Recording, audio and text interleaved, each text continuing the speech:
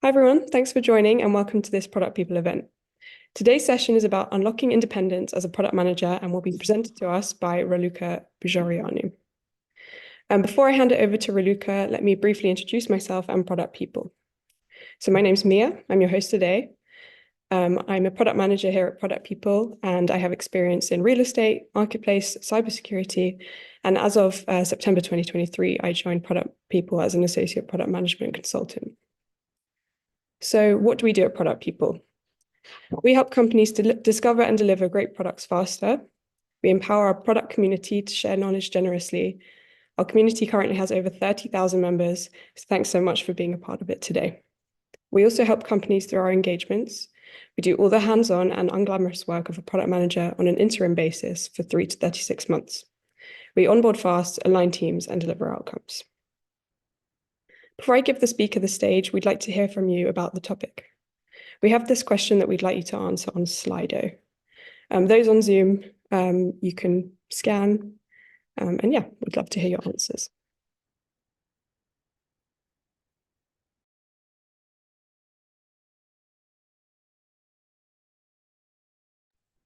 Just give you a brief minute to answer the question.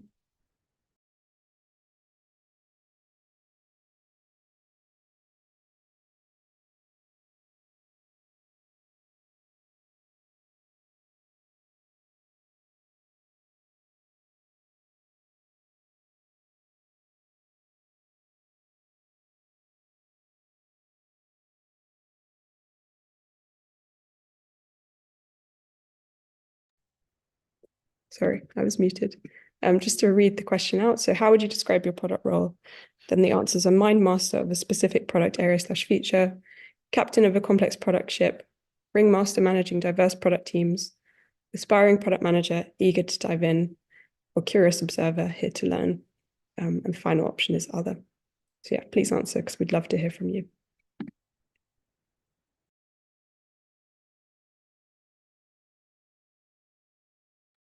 Okay, so the results are in. 60% of you answered mind master, 17% answered captain, and 33% answered aspiring PMs. Very interesting. Okay, so it looks like we have a good variety of people here. All right, thanks so much for sharing your answers. And now I'll introduce you to our guest for today. So I'm so happy to welcome Raluca, who's product lead at Zalando with over 15 years of experience driving e-commerce and digital innovation across Europe. Thanks so much for joining us, Raluca. We're really excited to hear about your topic, and I'll now hand it over to you. Hello, everyone, and thank you, Mia. Very happy to be here, and also very interesting to see who's going to join us live today. So just give me a second so I can fully present my screen. Is it okay? Can you hear it? Can you see it? Yep, all good. All right, perfect.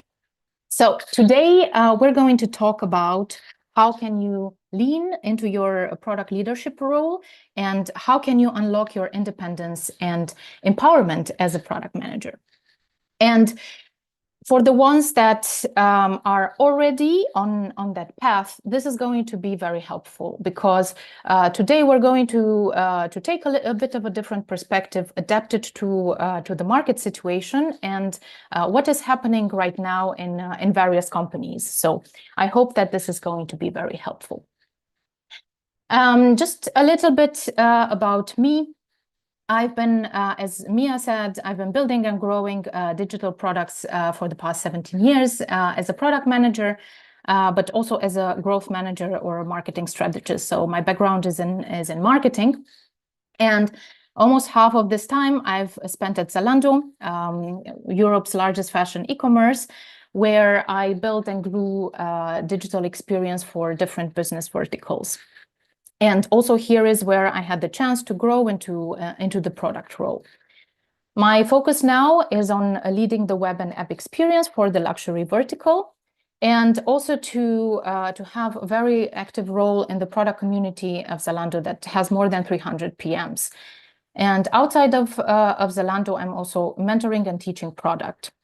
So overall, on a daily basis, I have the chance to interact with many PMs and find more about their struggles. And let's say on a personal note, I'm very passionate about outdoor sports, especially kayaking. And I can say that there are many, many similarities between driving or leading a kayak and product management. Because when you're riding a kayak, you are, let's say, always leading. Whether there's a single person kayak, then you need to lead the entire thing in order to move forward and, of course, not to fall into the water. When you have a 2-3 people kayak, then you need to coordinate so that everyone is going into the same direction and the ship is moving. And when you want to become a bit more professional, then there is also this person in the front that you see in the image that is leading the entire team, so that everyone is moving with the right speed and in the right direction. And similar to that, PMs always lead, no matter the seniority. But of course, the complexity increases with the role maturity. So from leading the product, then leading the cross-functional team, leading the team of product managers. And also, this is tough work. So congratulations for doing that. But the question is, how can you actually grow as a leader? Because, as I said, you're always leading, but how can you grow your influence? How can you grow into your role? And how can you become a more empowered product manager or product lead? And usually what I notice is that this is very confusing. It varies across companies, and there are many, many pieces that you need to pull together and also you have to do that while you're having a very packed schedule. All day long, you have to manage the product. And what Reforge calls this is the product leader canyon. The truth is that between the individual product manager role and product leadership, there is quite a big gap, especially in what you do, but also in the mindset that you need to adopt. Because it's not only about managing people, there are also product leaders without directs that are managing different verticals and complex areas. So, as I said, it's quite a struggle, and let's see how we don't fall in this trap. What I can say is that there is a path for this, as the image is showing. Here we have one of the world's most dangerous routes. It's in India. It's a highway that is highly trafficked, even if it looks like that. And passing it requires lots of skills and collaboration in case 2 vehicles want to pass at the same time. And the same for our situation. It is possible to walk this path to move forward, but there are a few ingredients that you need to pull into the mix. So first is showing impact. Most probably you are familiar with the concept of outcome over output, where the output is, shipping features, doing different plans, strategies, concepts, the product work. But what is more and more important to show is actually the outcome. And the outcome is the impact, whatever impact is for your company or for your area. The second one is the fact that becoming a product leader will require a new skill set, which is more diverse than the one that you use in order to manage your product. On top of what I call the technical product skills, this also requires a mix of soft skills. And then last but not least, fostering good relationships with the ones around you. And usually it's not enough to have just pleasant relationships, but it's about collaborating with the people in order to drive impact, in order to meet different expectations, in order to influence the outcome by using your product knowledge. And applying all of this will propel you to grow not only in your role, but also personally, become a better leader gain trust, which is very important, rewards, and more independence.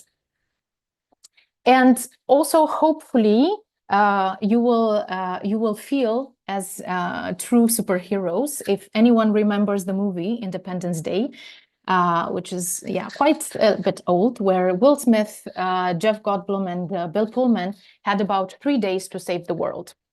And now you're not going to save the world, but most probably you're going to make your day better, and most probably make everything better for other people around you as well.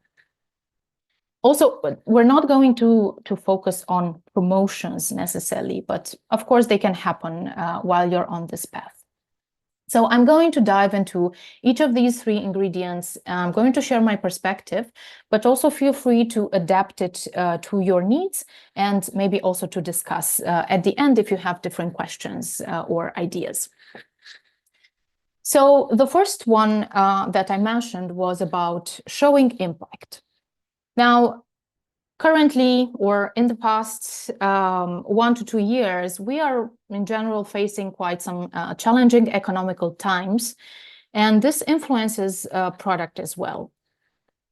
Most probably, you've seen that it's more important for companies to generate revenue, generate impact, growth, profitability, versus what it used to be before. Right now, even maybe the active user base might not be enough. So what happens is that many PMs that I meet are asked to focus more and more on driving this very tangible impact.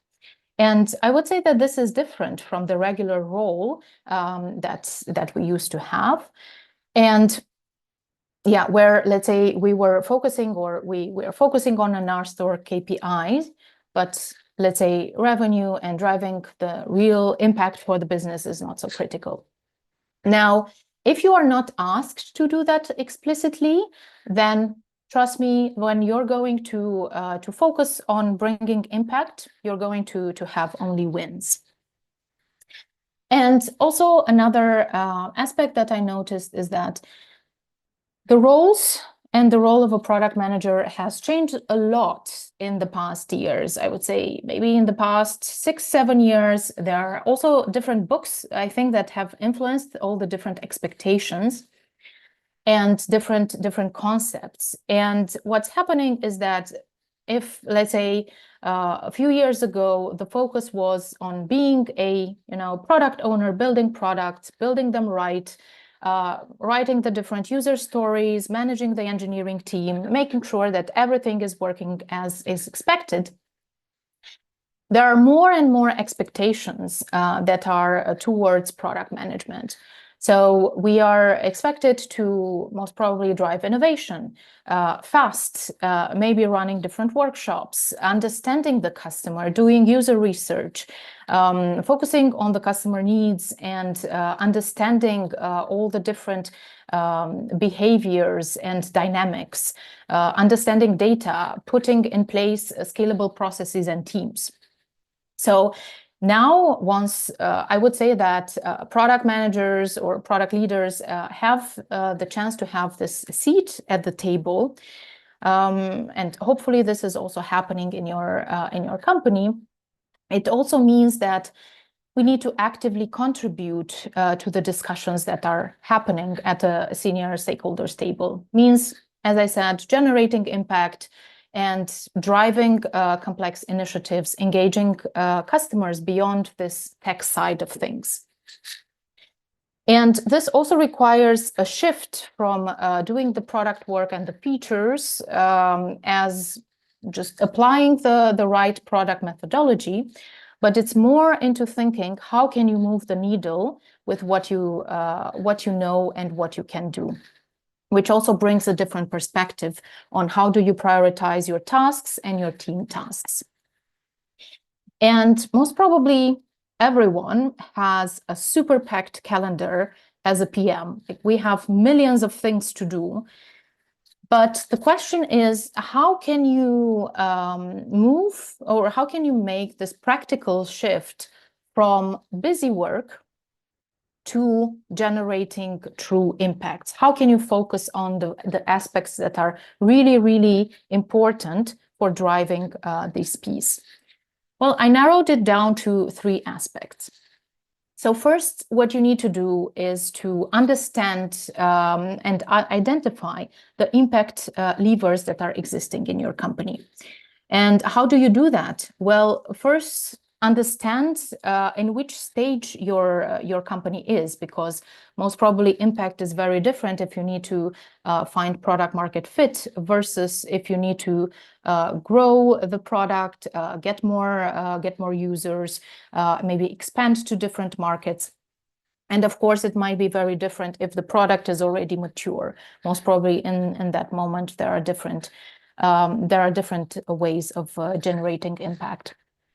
Also, when I say impact, it's about understanding the different business model drivers. So how is the business or the product actually becoming profitable? Is it because they sell certain products, they are selling certain services? Is it about user engagement, subscriptions, et cetera, et cetera? So you need to identify what that is and what are the most important parts. And also, if you have some strategic goals that are for the company for the next maybe year or so, this is very helpful.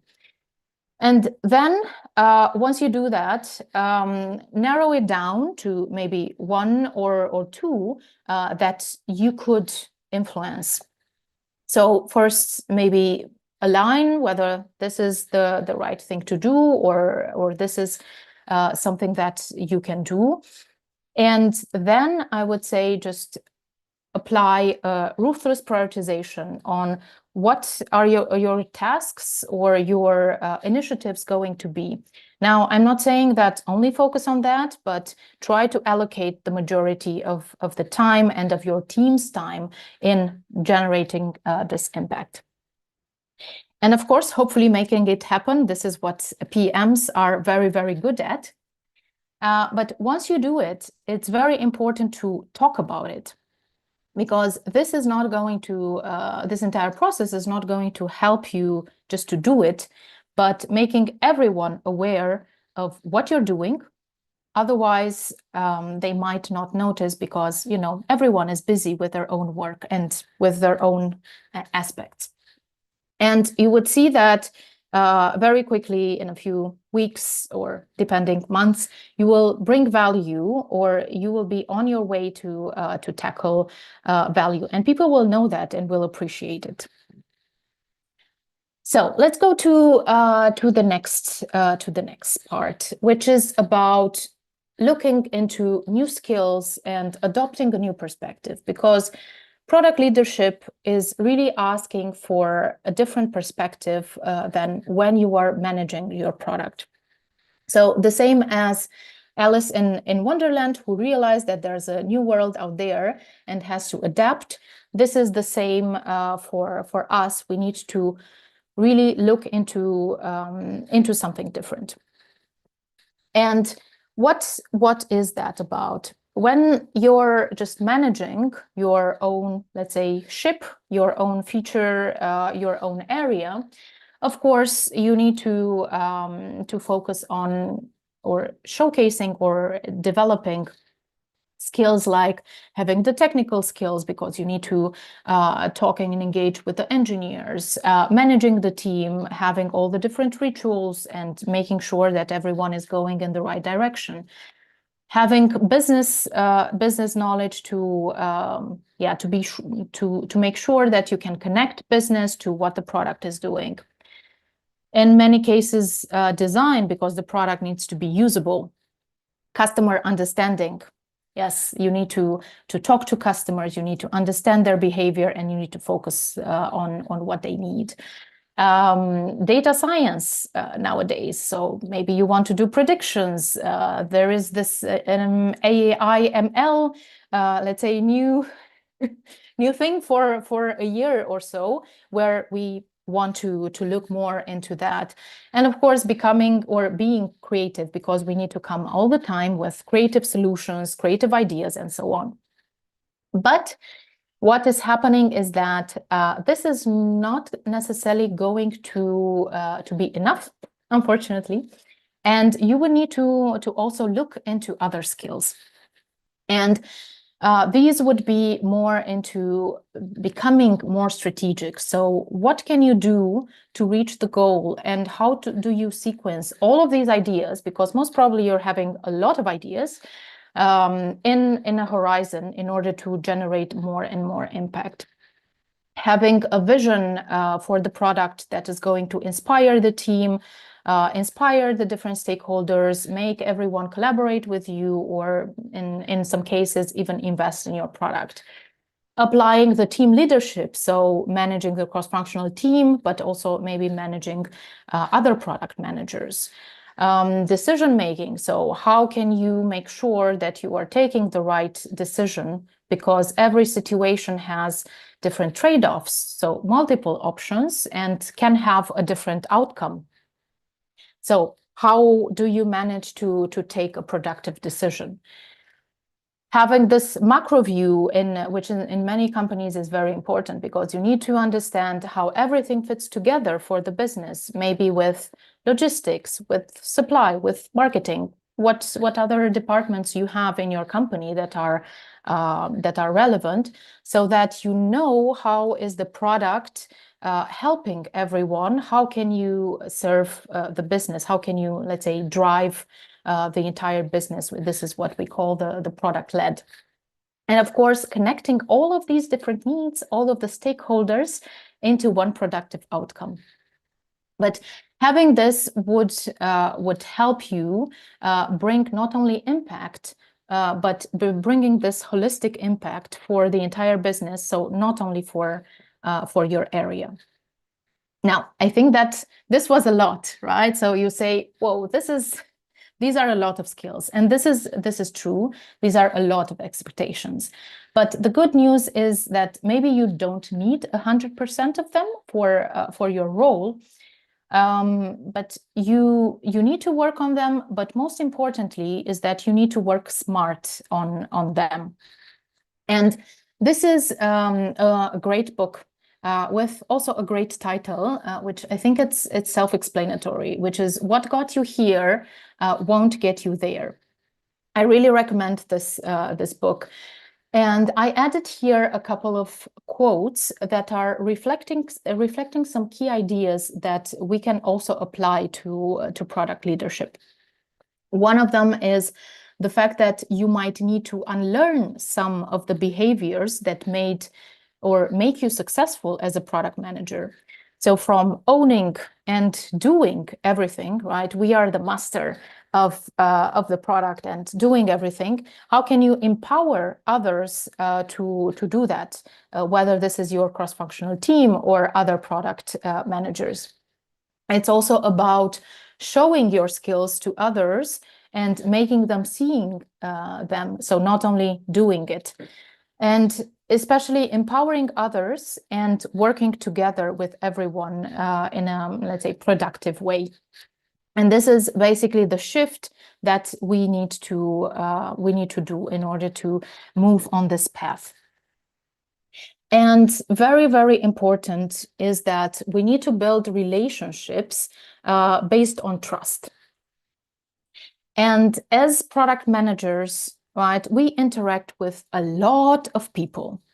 Like there are really a lot of people that we have to talk to. But what is happening is that the ones that are close to you, let's say the circles that are close to you, are going to matter the most in your path to product leadership. And these are also the ones that you need to focus on. And this would be your cross-functional team. These would be your peer stakeholders. I'm going to talk a little bit about that in a second.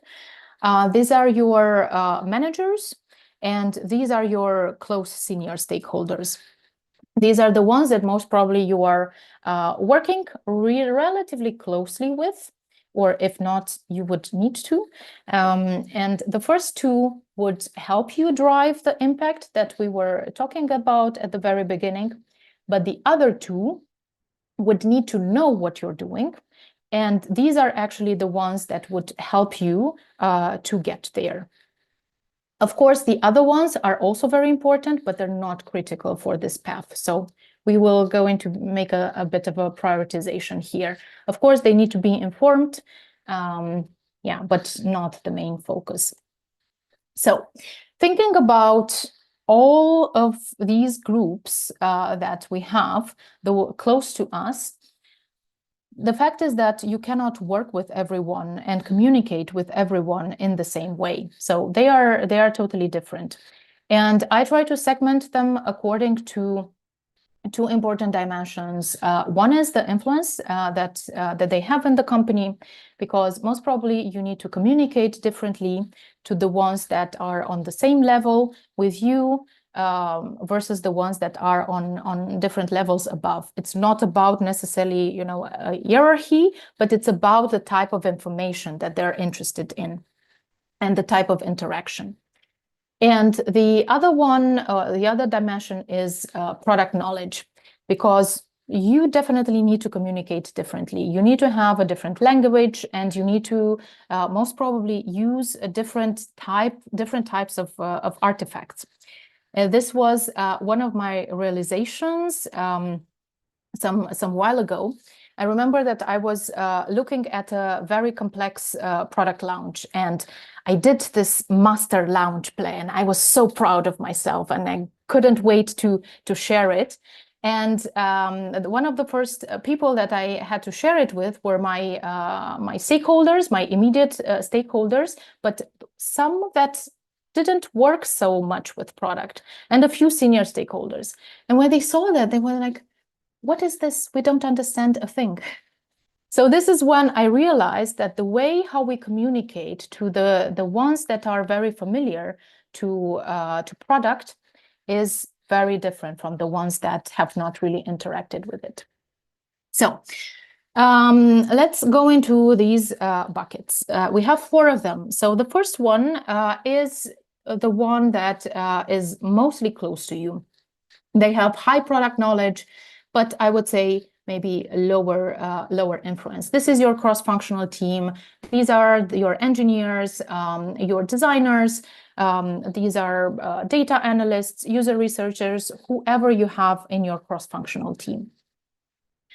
Then we have your peer stakeholders. So these are the ones that usually they're knocking on your door with different requests, or you have to work with them very closely. I don't know, business, marketing, logistics. You know well who are they. Then we have the senior stakeholders. These are the ones that have a higher influence, but again, maybe they have a lower, maybe product knowledge in the sense of product management. And usually these are the managers of those different teams that are coming to you, knocking on your door.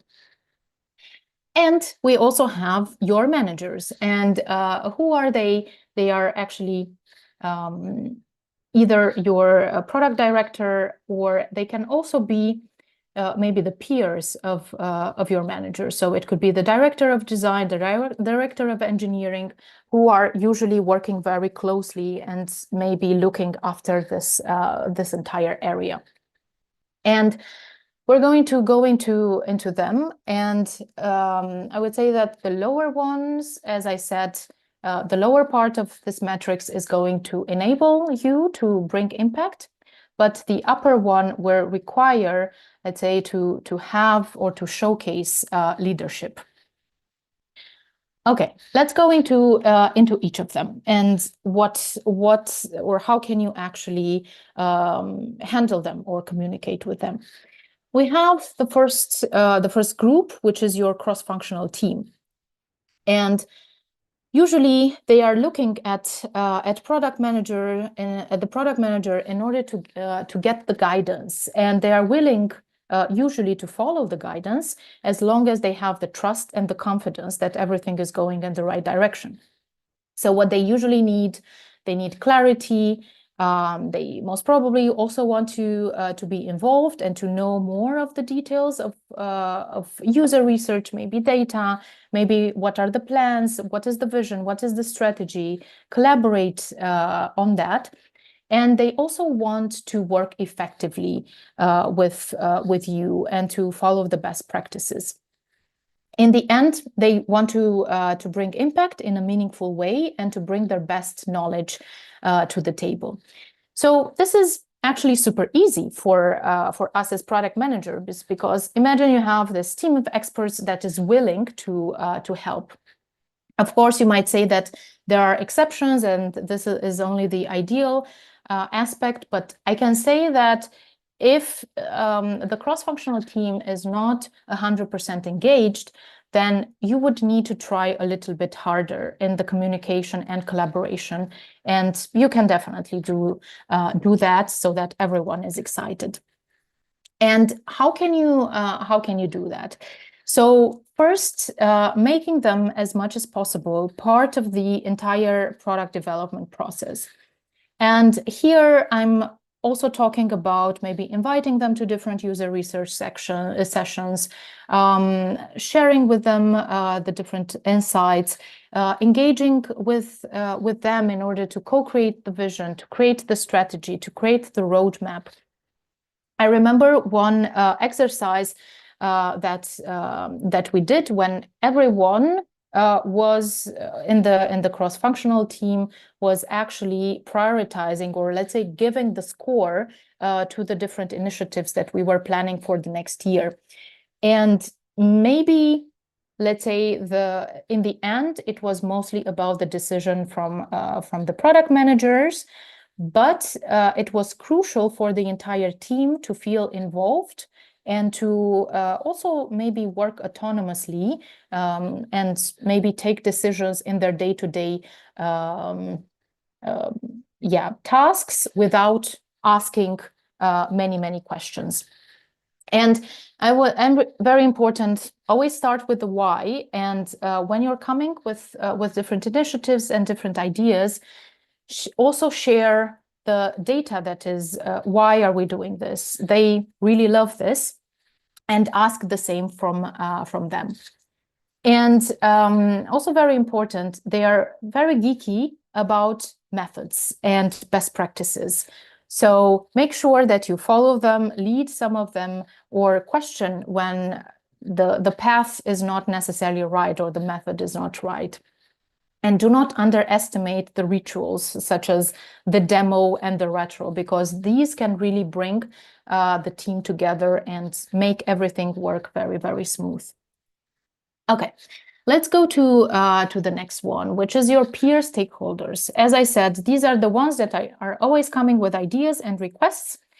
And they are doing that because they need support for their needs, for their objectives, and they need support from product. And what they want is exactly that, to meet their goals. And also they want to have a very good collaboration. So nobody wants to be difficult or annoying, even if sometimes we are very much aware that sometimes we perceive stakeholders in this way because they do not speak as we are used to, or they are coming with ideas that maybe are not necessarily in line with our roadmap. So what I would say, definitely do not dismiss them or necessarily say no, but I would suggest also not to ask all the time, what is the customer problem that you want to solve with that? Why? Because they are not necessarily used to thinking in problems, but they're more thinking in solutions, and this is only going to make the dialogue more difficult. But instead, what I would suggest is to understand what is their problem that they are having. Maybe what is the business need, what is the KPI that they are trying to move, and then trying to find some common goals and a common language. And then you can work with them together in order to find what is the best solution for that particular goal. Also, maybe ask them to put a number on all of the different requests. This is something that usually they're very good at, and this is helping, first of all, them to think whether this is really important, but at the same time, if this is important, is going to help you to understand why. And also very important is that you need to show and tell how do we work, because in many cases, these teams are working very different from the way how product and tech are working. So they're not understanding very well how everything is. But when you're doing that, also try to mimic the language. So try to use the type of words that they're using, and make sure to make everything very simple. And they're going to be the best friends. Now, let's move into the third one, which is the senior stakeholders. And usually these are the ones that are coming with the big ideas. They can be either the senior managers of the different teams, but they can also be CEO and so on, depending on the team and the company.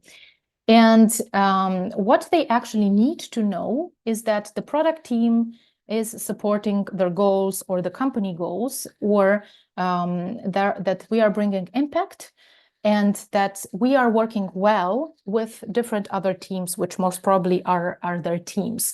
So in general, take this as an opportunity in order for you to understand what are their goals, what are the strategies. So try to understand a little bit more about their area and what are their struggles, and ask them to give input about on your vision, on your roadmap, identify different collaboration points.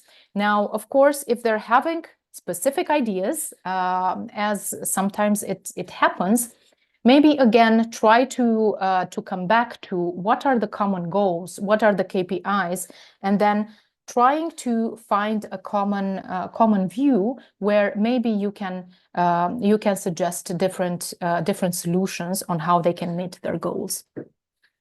Now, what is very important with senior stakeholders is that you need to share the progress, but also to speak impact, how I call it. So instead of saying, okay, we launched this feature and this feature, you would need to focus more on what is the impact that is bringing to their area. Maybe what are the numbers, what are the benefits to the vision, to the strategic goals. And in this way, they would perceive everything that you're doing in a more positive way.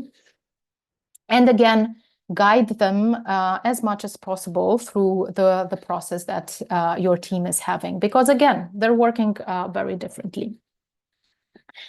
And then last but not least, your managers. So of course, these are going to be the ones that are going to help you grow. And what they need to be able to trust you and the entire team, and to make sure that you're driving the impact while you're following the best product processes or design processes, engineering processes, etc. And to make sure that you come up with new ideas and they are informed of everything that is happening, so they can maybe take different decisions, make sure that everything is on the right track, or to share back in different other meetings. So what you can do is activate your agency. What do I mean by that? I mean the capacity to act independently and make these the free choices while of course you are following the best practices. And I think that the most important would be, of course, to understand their perspective and to maybe co-create with them the strategy, the roadmap, etc. But it really helps when you are advocating all the time for impact and for best practices, and trying to be their sparring partner and to share your perspective. This is going to be much appreciated. And also try to look for a different angle. When you have to solve a problem, when you have to come with a feature, when you have to, I don't know, do a roadmap or a certain artifact, try to maybe do something different, because in this way you will stand out in front of them. So these are, let's say, the four areas and the 4 actions. So let's recap. We have you need to lead with clarity your cross-functional team, engage for impact your peer stakeholders and see how you can work together towards impact. You need to find the common impacts levers together with your senior stakeholders, and in front of your managers, you need to activate your agency and be independent. So how can you would ask, how can you apply this immediately? Well, I have prepared a little reflection and a little homework for you. You can do that in your own time after the session, or whenever you have a little bit of headspace, and thinking, what represents true impact in your company?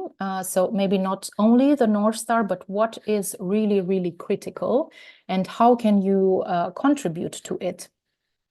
Maybe what leadership skills do you need to build?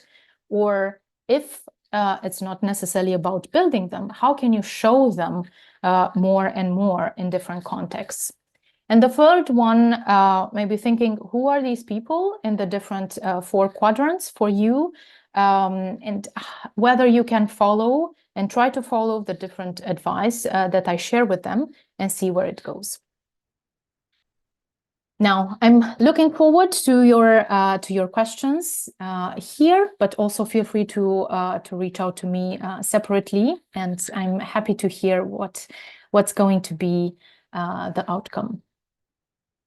Thank you.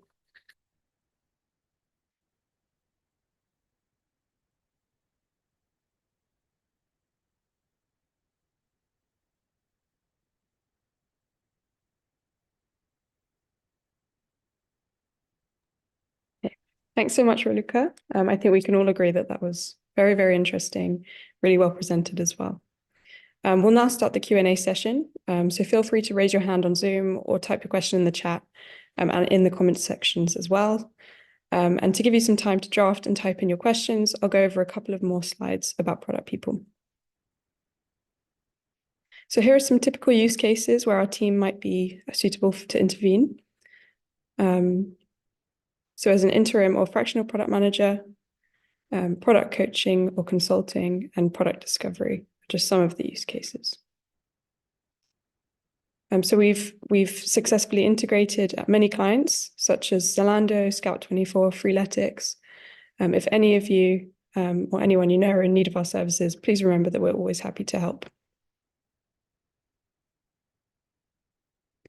And here are some of our stats. So we've supported 200 cross-functional teams, 42 product leaders and product managers in-house, and 62% of us are female, and with 66% in leadership.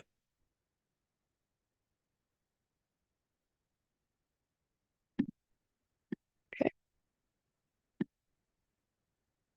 All right, we've got some questions coming through. Please keep sending them in as well. All right, Raluca.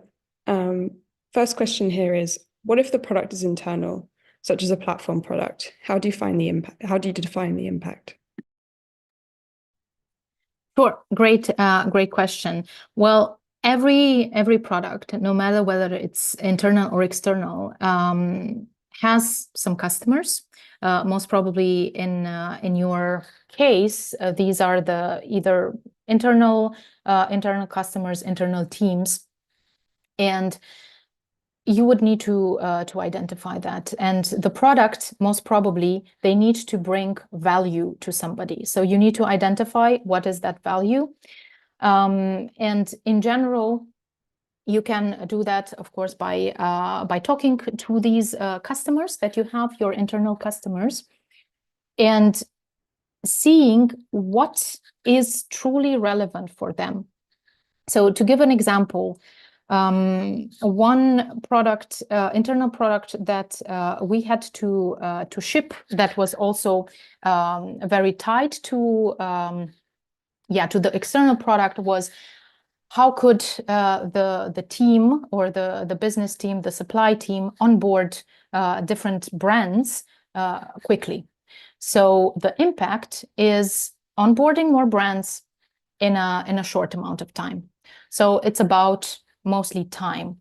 So you would need to think, how can you make the entire process effective for those particular teams, and how can you minimize, let's say, that particular KPI that they are looking at, whether it's time, whether it's effort, etc. You would need to think, how can you bring that? And maybe also something to add. In general, there is a connection between the internal product to the external product. To give the same example that I gave, if the team is able to onboard more brands quicker, then the customers are having more assortment quicker. So this leads to ABC KPI. So I think that you can also think, how can you measure that? Okay. The second question is, what were some of the biggest challenges that you faced when you first took on a leadership role? I think that one of the biggest challenges was the fact that everyone has a different or speaks a different language. Everyone has different goals, and the role of the product lead is basically seeing how can we show what we are doing with the product, with everything that we are doing in, let's say, tech in my case, and how is this serving others. And the same is happening, let's say, if you are managing people, because everyone is having, at least in my experience, everyone is having a different style. So you would need to understand each person very well, understand what motivates them, how they work better, and then trying to work with everyone differently. And I think that, yeah, this was one of the biggest challenges for me, not only, let's say, looking at my area, at my team, which I knew very well, but actually scaling all these efforts to a big amount of people that are very unique individually. Okay, thank you. The next question is, what if leaders on the top left quadrant don't formulate KPIs or don't speak in terms of impact? How should we bring the conversation there, and what ritual should we use? Okay, so if we're talking about the top left, then we're talking about the senior stakeholders. Well, I think that you would first need to understand what are their or where are they coming from. I would still find it a little bit unusual that they do not have any KPIs. If they really do not have any KPIs, then I would say that you would try to discuss with them and to identify, let's say, from the KPIs that you want to move, what makes the most sense for them. Maybe also guiding them to really understand what is the problem that they want to solve, because most probably there needs to be a business problem, whether I don't know, they want to onboard more partners, or whether they want to run smoother logistics processes. Everyone in their department, they need to have a goal. And I think that the most important part is to have the conversation to understand that goal. It needs to be something. And they need to have some sort of a KPI. In case they don't have, try to suggest something and see if you can come to an agreement. What rituals to use? In my experience, it is very helpful to meet them, let's say, I don't know, every 2 weeks. Also, maybe smaller rounds are working better than bigger rounds where everyone is present, so they cannot necessarily talk freely. So I would definitely suggest that. I would also suggest to share, let's say, the roadmap or the strategy with them. Most probably you have some sort of rituals where you can either invite them or having a separate meeting with them.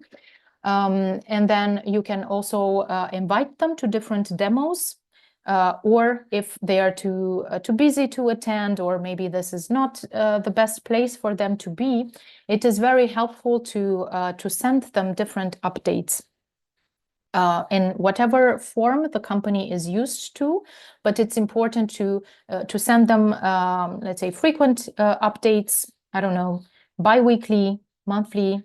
It depends on how fast your product cycle is, in order for them to see in which direction you're moving and that you are providing value.